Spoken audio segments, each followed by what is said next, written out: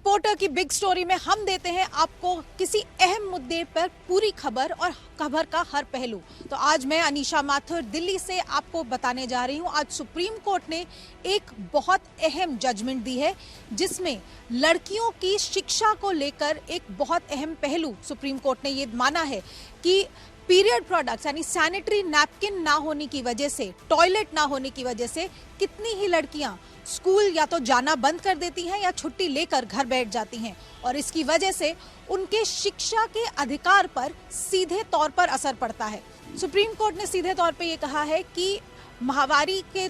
ऊपर जो social stigma है, जो टैबू है, जिसके बारे में भ्रांतियां हैं और जिस तरह से उसको बुरा या गंदा माना जाता है, उसकी वजह से कितनी ही लड़कियां स्कूल जाना छोड़ देती हैं या स्कूल से छुट्टी उनको लेनी पड़ती है और इसकी वजह से सीधा असर उनके राइट टू एजुकेशन यानी शिक्षा के अधिकार पर पड़ता है।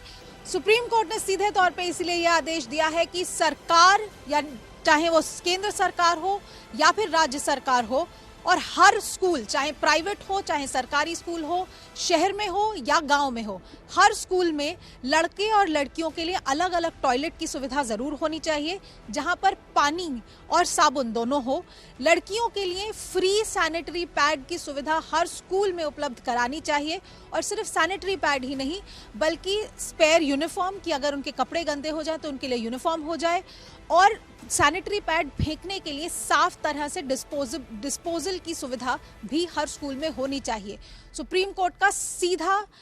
कहना है अगर किसी लड़की का स्कूल जाना इस वजह से बंद होता है क्योंकि उसका महीना आया हुआ है यानी उसकी माहवारी यानी उसका पीरियड आया हुआ है तो वो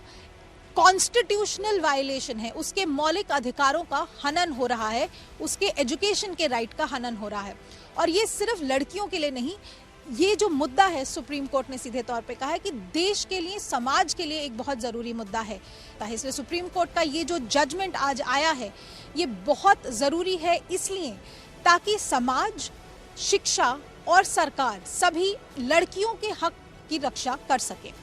सुप्रीम कोर्ट ने सीधे तौर पे कहा है कि संवेदनशीलता और एजुकेशन की इसलिए भी ज़रूरत है ताकि लड़कियों की ज़िंदगी और लड़कियों की शिक्षा पर असर ना पड़े। अगर स्कूल में लड़के लड़कियों, टीचर्स को, स्टाफ को, सबको ही माहवारी यानी कि मेंस्ट्रुएशन साइकिल के बारे में समझाया जाएगा, संवेदनशील बनाया जाएगा तो लड़कियों की शिक्षा पर, लड़कियों की ज़िंदगी पर गलत असर नहीं पड़ेगा। समाज में जो भ्रांतियाँ हैं, जो गलत इन्फॉर्मेशन है, जो स्टिग्मा है, जो माहवारी को, मासिक धर्म को